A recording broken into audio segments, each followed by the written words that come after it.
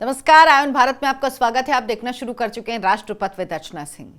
अरविंद केजरीवाल 5 सीटों पर हुए उपचुनाव में उनकी आम आदमी पार्टी 2 सीट क्या जीती, वो ऐसे दावे करने लगे हैं कि अब उनकी ही पार्टी के जो पंजाब के मुख्यमंत्री हैं भगवंत सिंह मान, वो हैरान हो गए हैं। भगवंत सिंह मान सोच रहे हैं कि क्या वाकई ऐसा हो पाएगा। क्यों भगवंत मान हैरान हैं और अरविंद केजरीवाल के किस दावे पर लोग कह रहे हैं कि वाकई क्या ये हो पाएगा सर जी, विस्तार से आपको इस वीडियो में बताऊंगी। लेकिन उससे पहले आपसे गुजारिश है, हमारे चैनल आयन भारत को सब्सक्राइब जरूर कीजिए, वीडियो को लाइक कीजिए, कंटेंट पसंद आए तो और शेयर कीजिए, ज्यादा से ज्यादा लोगों तक पहुंचाइए।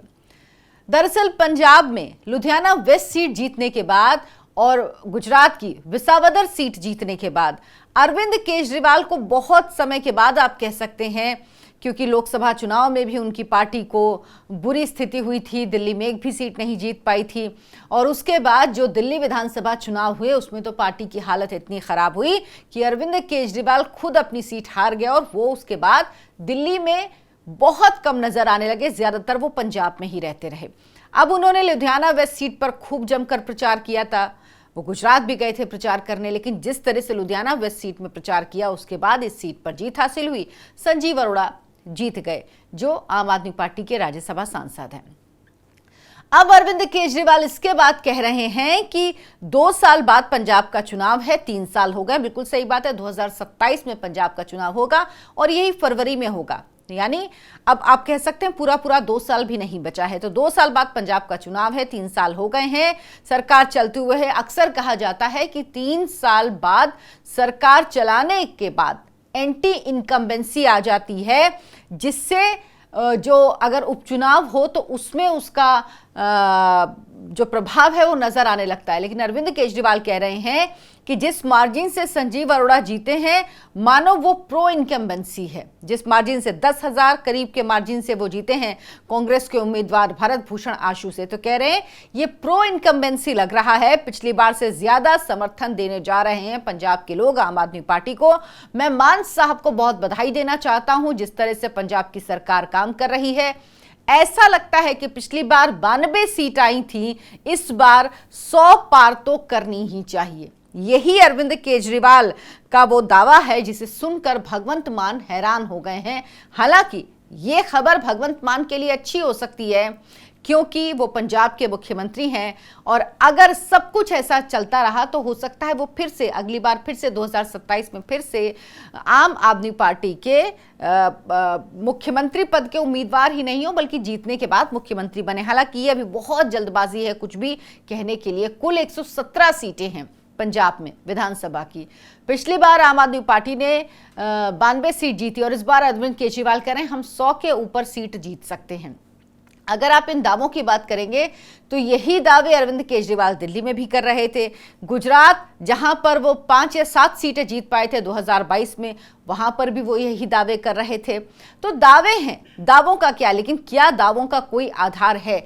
क्या वाकई उपचुनाव ऐसा कोई पैमाना हो सकता है जिससे यह माना जाए कि हाँ ये प्रो इनकम्बेंसी है और सरकार अच्छा काम कर रही है, सरकार को समर्थन मिल रहा है, सरकार जीत हासिल करेगी? कि कोई गारंटी नहीं हो सकती, क्योंकि अक्सर उपचुनाव का नतीजा जो होता है और जो चुनाव होते हैं जब विधानसभा के या लोकसभा के, वो जरूरी नहीं है एक जैसे हों, बहुत फर्क होता है कभी कभी उसमें। ये निर्भर करता है कि कौन सी पार्टी कितने संसाधनों के साथ या कितने एफर्ट के साथ चुनाव लड़ रही। जिस तरह से कांग्रेस पार्टी के जो उम्मीदवार थे जो हार गए, भरत भूषण आशु, उनका कहना था कि उनको सपोर्ट नहीं मिला, पार्टी के शीर्ष नेतृत्व से नहीं मिला। जो वो अध्यक्ष हैं पंजाब कांग्रेस के, उन पर आरोप लगा रहे हैं। इसके अलावा जो विपक्ष के नेता हैं वहां पर, नेता प्रतिपक्ष प्रताप सिंह बाजवा, उन पर आरोप लगा रहे हैं। तो तमाम फैक्टर होते हैं। कई पार्टियां उपचुनाव को बहुत गंभीरता से नहीं लेती। अब क्या कह रहे हैं अरविंद केजरीवाल? कह रहे हैं कि आम आदमी पार्टी राजनीति में लंबी लकीर खींचने के लिए आई है, राजनीति को साफ करने आई है। इस देश की जनता साफ सुथरी राजनीति चाहती है, इसमें कोई नई बात नहीं है। यही बात अरविंद केजरीवाल कहते रहे हैं। लेकिन लोग यही सवाल पूछते हैं कि आपने कहा था कि आप अलग तरह की राजनीति करने आए हैं, आपने कहा था आप साफ सुथरी राजनीति करने आए हैं, आपने कहा था आप लंबी लकीर खींचने आए हैं, लेकिन आप तो और ज्यादा भ्रष्ट हो गए। ऐसा आरोप अरविंद केजरीवाल पर लगते रहे हैं। अरविंद केजरीवाल जो शराब घोटाला मामले में जमानत पर बाहर हैं, सत्येंद्र जैन हो उन पर भी मामला चल रहा है, वो भी जमानत पर बाहर है, और मनीष सिसोदिया भी शराब घोटाला मामले में जमानत पर बाहर हैं। संजय सिंह जो राज्यसभा सांसद है वो भी इसी मामले में जमानत पर जेल से बाहर हैं। और तमाम ऐसे मामले हैं जिनकी जांच अरविंद केजरीवाल पर चल रही है, जिनकी जांच शुरू हो चुकी है। तो अरविंद केजरीवाल का भी ये कहते हैं ना कि काट की हांडी बार बार नहीं चढ़ती। तो सर जी, अब आप अगर ये बार बार ये बात कहते रहेंगे कि हम साफ सुथरी राजनीति करने आए, तो वाकई लोगों को इस पर भरोसा नहीं होता है।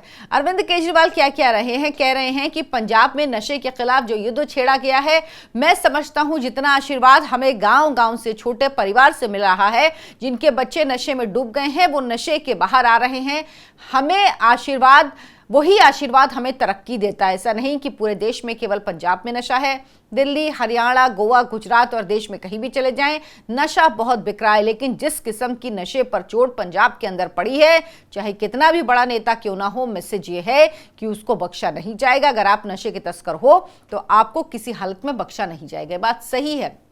और अरविंद केजरीवाल की सरकार, मतलब आम आदमी पार्टी ने जब चुनाव लड़ी थी पंजाब में, तो यही कहा था कि हमारी सरकार बनी तो हम नशे के खिलाफ काम करेंगे। लेकिन जब तक दिल्ली चुनाव के नतीजे नहीं आए थे, जब तक दिल्ली में आम आदमी पार्टी नहीं हारी थी, तब तक पंजाब में नशे को लेकर कोई बड़ा काम किया हो आम आदमी पार्टी ने, भगवंत सिंह मान मुख्यमंत्री ने, ऐसा नजर नहीं आया। दिल्ली का चुनाव हारने के बाद उसके बाद दिखा कि आम आदमी पार्टी, भगवंत सिंह मान एकदम स्पीड में आ गए।